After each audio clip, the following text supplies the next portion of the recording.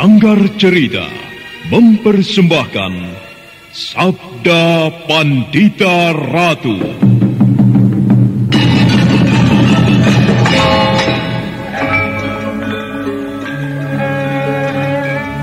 Jawablah, Ken Umang. Benarkah kau berada di belakang peristiwa ini? Tidak, Tuanku. Hamba tidak berada di belakang peristiwa yang baru saja terjadi. Kau tidak berbohong, Ken Umang? Baginda Tuanku tidak percaya kepada hamba. Jawab pertanyaanku. Kau tidak berada di belakang peristiwa ini? Tidak.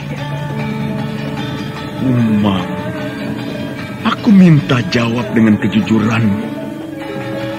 Janganlah kau menimpakan sebuah kesulitan kepadaku. Jika sampai terjadi sesuatu pada Pangeran Pati, maka semua orang di Singasari akan menuduhku. Akulah sebenarnya yang melenyapkan Anusapati. Ayo, jawablah, Ken Umang. Baginda, hamba tidak mau Baginda bersikap kasar seperti itu kepada hamba. Hamba sudah menjawab bahwa hamba tidak berada di belakang peristiwa itu. Hamba mengatakan sebenarnya, hamba memang berkepentingan dengan lenyapnya Anusapati itu, karena ia akan menjadi duri di dalam daging hamba.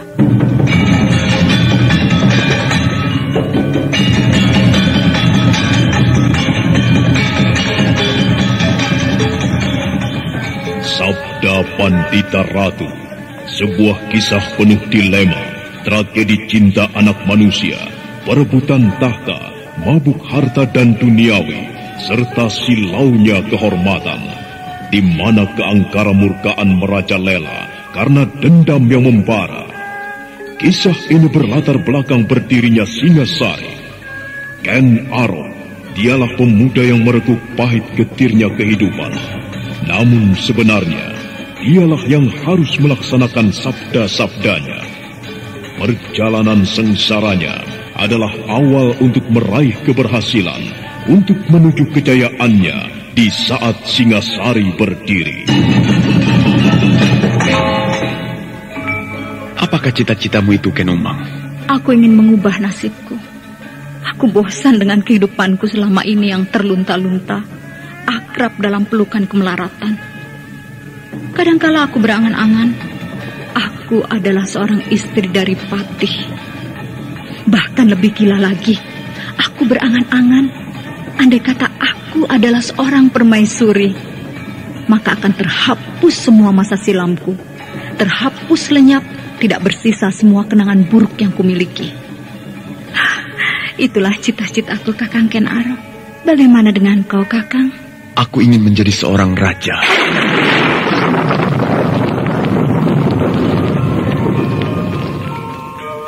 Sabda Pandita Ratu. Naskah ditulis oleh Pondra Swastilangit, diolah oleh Agung Bahrodi, didukung oleh artis-artis terkemuka Ferry Fadli, Eli Ermawati, M. Abud, Ivone Rose, dan lain-lain. Teknik dan montase Ibing Arifin, dengan sutradara Dian Pertiwi. Sabda Pandita Ratu. Kali ini dalam episode ke-19 dengan judul Murwakala Pangeran Pati.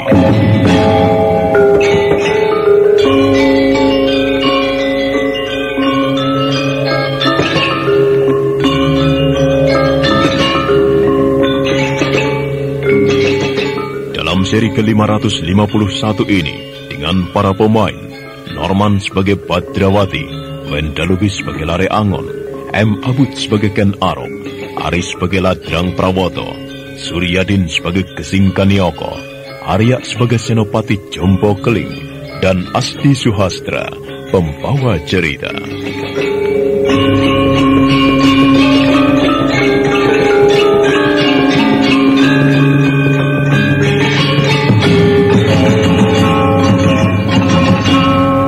Celaka menimpa Buyut Reraton, dukun teluh yang disewa oleh Ken Umang itu. Buyut itu sama sekali tidak menduga bahwa lembaran lawe yang berisi beberapa helai rambut itu ternyata rambutnya sendiri. Buyut Reraton terlambat menyadari lembaran rambut itu terlanjur dicelupkan ke jambangan, maka kekuatan mantra itu telah menimpanya sendiri. Hingga kemudian dia sekarat. Ladrang Prawoto dan Gesing Kanioko terkejut ketika muncul Badrawati dan Lare Angon. Lare Angon segera memungut sebuah rontal yang lusuh yang tergeletak di dekat kaki buyut Reraton. Kakek tua ini nampaknya telah mati, Paman. Ia sudah tidak bernapas lagi. Iya, kematian yang sia-sia. Ngunduh wohing penggawe atau memetik buah yang ditanam sendiri. Senjata memakan tuannya, Ki Buyut Reraton, tentu tidak pernah membayangkan kalau rambut itu bukanlah rambut Pangeran Pati, akan tetapi rambutnya sendiri. Sebenarnya kalian itu siapa? Namaku Lare Angon. Dan aku Badrawati, Paman Ladang. Nampaknya kalian berdua yang menyebabkan kematian Ki Buyut. Bagaimana Paman bisa menuduh kami yang melakukannya? Kau mengetahui persoalan rambut itu.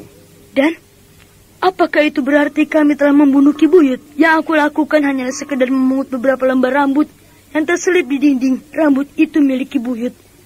Kalau kemudian berlanjut mengakibatkan kematian Ki Buyut, itu kesalahannya sendiri. Justru kami menuduh kalianlah sebenarnya yang telah berkomplot, berencana membunuh Pangeran Pati dengan ilmu teluh. Sebenarnya siapa kalian? Ayo sebut. Jangan hanya sekedar menyebut nama yang tidak mempunyai arti apa-apa. Kami mendapat tugas dari Tuan Putri Ken Umang yang sangat menghormati dan mencintai madunya Tuan Putri Ken Dedes untuk membantu melindungi Pangeran Pati dari perbuatan jahat orang-orang macam kalian. Gila. Apanya yang gila? Karena kami telah menyebut nama Tuan Putri Ken Umang itu kah? Gesing Kanioko dan Ladrang Prawoto kebingungan. Mereka sama sekali tidak menduga dan membayangkan bahwa persoalan akan berkembang ke arah yang tidak dia harapkan itu. Bagaikan bersepakat, keduanya serentak mencabut pedang.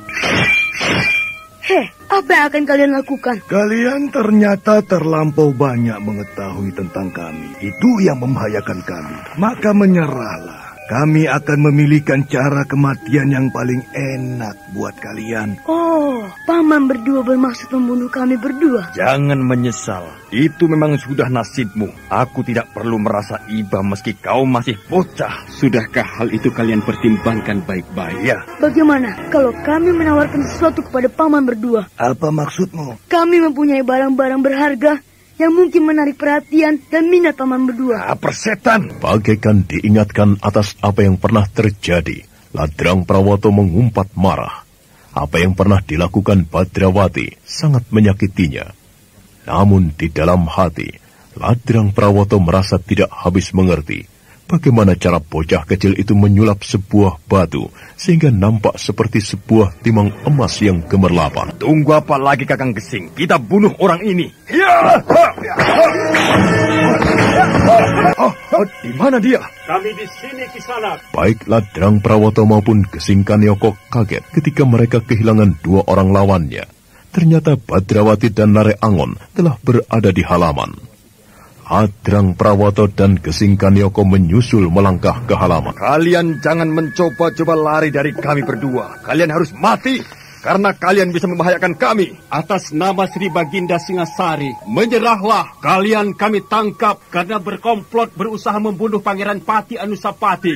Lihatlah, kami membawa pertanda khusus dari Sri Baginda. Jika kalian menentang perintah kami, maka sama halnya dengan kalian membangkang pada perintah Sri Baginda sendiri. Lare Angon kemudian mengangkat tangan kanannya. Di genggaman tangan itu nampak sebuah lencana gemerlapan. Nampaknya Ladrang Prawoto dan Gesing cukup mengenal benda semacam itu. Mereka terlihat pucat pias, namun sesaat kemudian wajah mereka kembali memerah. Aku tidak percaya. Kalian tukang sulap. Kalian ternyata bisa membuat benda semacam itu, bahkan dari batu sekalipun. Bunuh! Iya!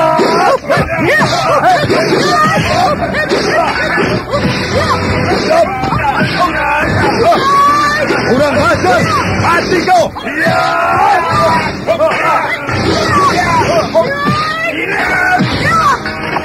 Terjadilah sebuah pertempuran, akan tetapi ternyata kedua orang itu tidak memiliki dasar-dasar ilmu berkelahi. Yang dipunyai hanyalah kekasaran dan tenaga wadak belaka. Meski mereka menyerang bagaikan babi buta, tetapi Badrawati dan Lare Angon dengan seksama melayani mereka. Sementara itu, hamba menghadap tuanku. Bagaimana Senopati Jombo Keling? Sudah berhasil ditemukan Anusapati? Mohon ampun tuanku. Sampai saat ini masih belum diketahui di mana Pangeran Pati itu berada. Lalu apa yang akan kau laporkan kepadaku? Hamba tuanku, hamba akan menyampaikan hal-hal yang barangkali perlu mendapatkan perhatian dari tuanku. Katakan. Seorang perawat kebun yang masih baru, belum lama mengabdi di istana keputren Tuan Putri Kendedes. Perawat kebun itu menghilang tuanku. Yang aneh, tidak ada seorang pun yang mengetahui siapa nama perawat kebun itu. Hamba sangat mencurigai perawat kebun itulah yang melakukan. Perawat kebun.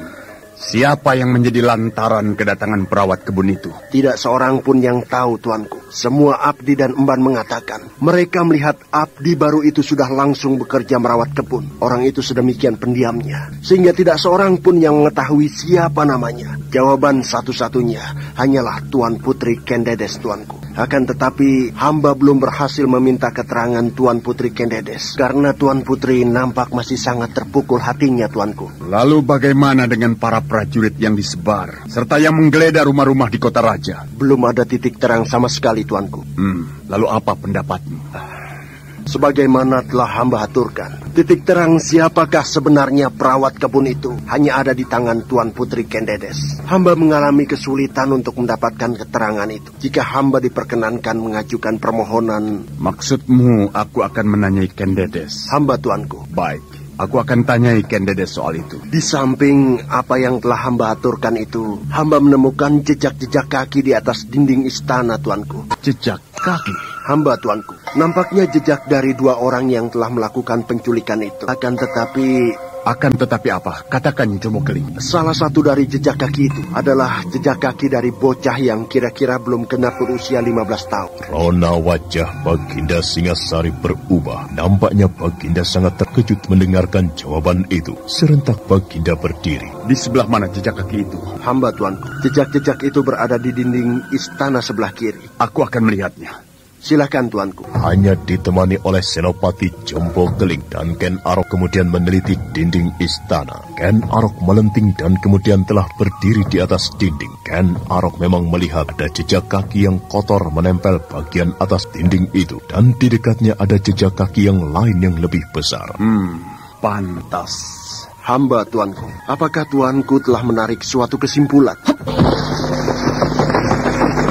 Ken Arok tidak menjawab pertanyaan Senopati Jombo Keling. Ken Arok kemudian melangkah ke arah pendopo istana, diikuti oleh Senopati Jombo Keling yang berjalan di belakangnya. Senopati Jombo Keling. Hamba tuanku. Apakah perawat kebun itu masih muda? Menurut para abdi yang memberikan keterangan itu, perawat kebun itu sudah tua tuanku. Sudah tua. Hamba tuanku. Baiklah Jombo Keling, lanjutkan pekerjaanmu. Aku akan menemui Kendedes. Ken Arok masuk ke dalam bilik pribadinya. Raja Singasari itu kelihatan termangu memikirkan sesuatu. Jejak-jejak kaki itu mengatakan dengan jelas bahwa mereka adalah Badrawati dan Lare Angon. Mereka ternyata orang-orang yang lancang, merasa memiliki kemampuan tinggi, berani berbuat kurang ajar di Singasari. Akan aku temukan mereka. Jika sudah aku dapatkan, akan kubesat wajahnya. Baginda Sri Rajasa yang menerima laporan dari Senopati Jombo Keling menjadi sangat marah.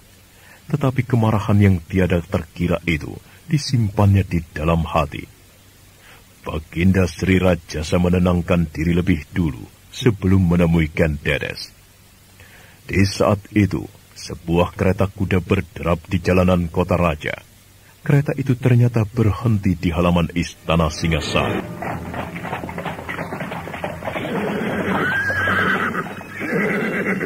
Siapa kau? Hamba Tuan, ada seseorang meminta hamba untuk mengantarkan 2 orang tawanan dan sesosok mayat Tuan. Gila, untuk apa? Menurut katanya 2 sosok tawanan ini mengetahui rencana jahat yang mengancam keselamatan Pangeran Pati. Maafkan hamba Tuan, hamba hanya disuruh. Sebut siapa yang mengupahmu? Orang itu tidak menyebut namanya Tuan. Kehadiran kereta kuda yang membawa 2 orang yang meringkuk karena diikat tali janget itu segera menarik perhatian Senopati Jombo Keling dan Senopati Diposari. Senopati Jombo Keling segera memerintahkan agar 2 tawanan yang meringkuk itu dibawa ke gardu penjagaan, sementara sosok mayat yang telah membeku tetap berada di dalam kereta. Sebut, siapa namamu? Saya Ladrang Prawoto, Tuan. Dan kamu? Saya Gesingkan Yoko, Tuan. Benar kalian bagian dari orang-orang yang berani berbuat gila menculik Pangeran Pati? Saya tidak melakukan itu, Tuan. Pertimbangkan baik-baik. Sebelum kalian menjawab, lebih baik kalian mengaku dan menjawab dengan jujur. Jika kalian mungkir dan ternyata Baginda mengetahuinya, maka nasib kalian akan menjadi sangat buruk. Saya minta ampun, Tuan. Jadi benar, kalian adalah bagian dari orang-orang yang berkomplot mencelakakan Pangeran Pati itu. Benar, Tuan. Di mana Pangeran Pati sekarang berada? Ayo jawab. Kami tidak tahu, Tuan. Bagaimana kalian bisa tidak tahu? Sungguh, Tuan, kami tidak tahu. Lantas, mayat siapa yang berada di kereta kuda itu? Itu mayat Ki Buyut, Tuan. Buyut Reraton. Ia dukun teluh yang akan membunuh Pangeran Pati. Kami hanya penghubung, Tuan. Dukun teluh? Benar, Tuan. Jadi, kalian bermaksud membunuh Pangeran Pati, begitu? Bukan. Bukan aku, Tuan. Yang akan melakukan adalah Ki Buyut. Dan siapa yang memerintahkan Ki Buyut itu untuk melakukan pekerjaan itu? Kami tidak tahu. Jawab dengan jujur. Kami tidak berani menyebutnya, Tuan. Oleh jawaban itu, dada Senopati Jombokeling berdesir. Sebenarnya lah, Senopati Jombokeling merasa was-was. Apa yang dicemaskannya menjadi kenyataan, bahwa di belakang semua peristiwa itu justru bertitik pangkal dan berasal dari dalam istana. Berpikir demikian, Jombokeling malah terdiam dan tidak melanjutkan pertanyaannya. Namamu siapa, Saya Sekretar?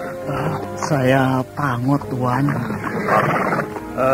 Siapa orang yang memintamu mengantarkan tawanan itu?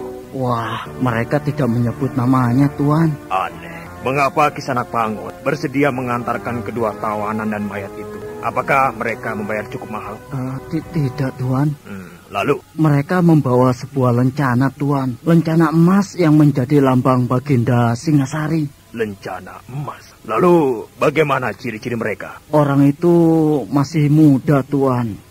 Ia membawa seorang bocah, kira-kira berusia 10 tahun, Tuan. Atau mungkin sudah berusia 11 hingga 13 tahun, Tuan. Diposari yang dari semula sudah meyakini bahwa yang melakukannya adalah Badrawati dan Nare Angon, kemudian nampak termangu dan bahkan kemudian mengangguk-angguk. Dalam pada itu, Senopati Jombokeling telah berketetapan hati untuk pertanyaan berikutnya. Sebuah pertanyaan yang membuat hatinya sangat bimbang.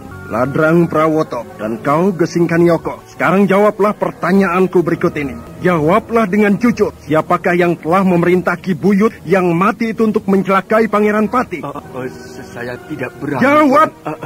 Saya tidak berani, Tuan. Kau tidak punya pilihan kecuali menjawab. Sebut siapa yang memerintahkan kepada komplotanmu untuk mencelakakan Pangeran Pati itu. Dan ingat, jangan mencoba-coba untuk memfitnah orang lain. Karena hal itu akan menyebabkan nasibmu menjadi sangat buruk sekali. Ayo katakan. Saya tidak berani, Tuhan. Katakan. Ayo katakan. Tuan Putri, Tuhan. Tuan Putri siapa? Ken Umang.